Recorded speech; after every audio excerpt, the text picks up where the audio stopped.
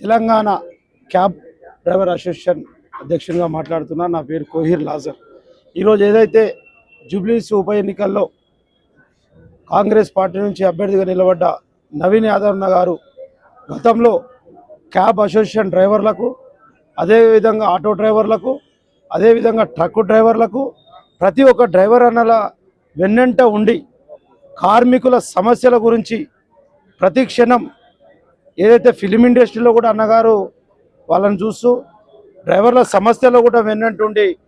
నేను మీకున్నాను అండగా అని చెప్పేసి అధికారంలో లేకున్నా ఆ రోజులో ఉన్న టీఆర్ఎస్ ఏదైతే ప్రభుత్వం ఉండేనో గతంలో 2015-16లో వచ్చిన ఊబర్, ఓలా ఈ సంస్థలు ఫస్ట్ ఇన్సెంటివ్స్లని 1000 రూపాయలని తర్వాత 500-200 తగ్గించిన క్రమంలో తెలంగాణ రాష్ట్రంలో క్యాబ్ అసోసియేషన్ టోటల్గా మేమంతా రోడ్లపైకి వచ్చి మేము చేసిన అప్పులు కట్టలేకపోతున్నాం, ఇన్సెంటివ్లు తగ్గినాయి, ఆ ఇన్సెంటివ్లు పెంచాలి అని ఏదైతే మేము ఆ రోజులలో టీఆర్ఎస్ ప్రభుత్వం ఫైట్ చేస్తే ఆ రోజులలో మాకు అండగా నిలబడ్డ నవీన్ యాదవ్ అన్న గారు మేము ఎప్పుడు మరవలేము డ్రైవర్ సోదరులు. ఎందుకంటే ఆ రోజులలో ఉద్యమాల్లో చాలామంది డ్రైవర్లు చనిపోవడం జరిగింది. అదే క్రమంలో బహిరంగంగా జైరుద్దీన్ కాచిగూడలో మరీ చెప్పి టీఆర్ఎస్ ప్రభుత్వం మాకు అన్యాయం చేసింది, నా భార్య పుస్తలు నా ఉన్న ఇల్లు గిరిపెట్టి నేను కారు తెచ్చుకుంటే కనీసం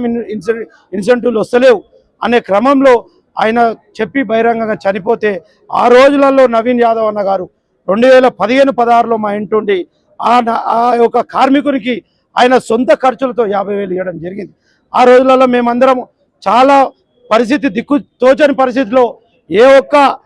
పార్టీ కూడా మాకు పట్టించుకోలేని టైంలో కాంగ్రెస్ నుంచి అన్నగారు నవీన్ యాదవ్ అన్నగారు మా ఇంట్లో ఉండి జైరుద్దీన్ గారికి 50,000 రూపాయలు ఇవ్వడం జరిగింది. మేమేమంటున్నామంటే ఇలాంటి కార్మిక నేత, బడుగు బలహీన వర్గాల ఆశాజ్యోతి అన్నగారు ఏదైతే ఉన్నారో మంచి విద్యావంతుడు, సమస్యలు వచ్చినప్పుడు ప్రజలలో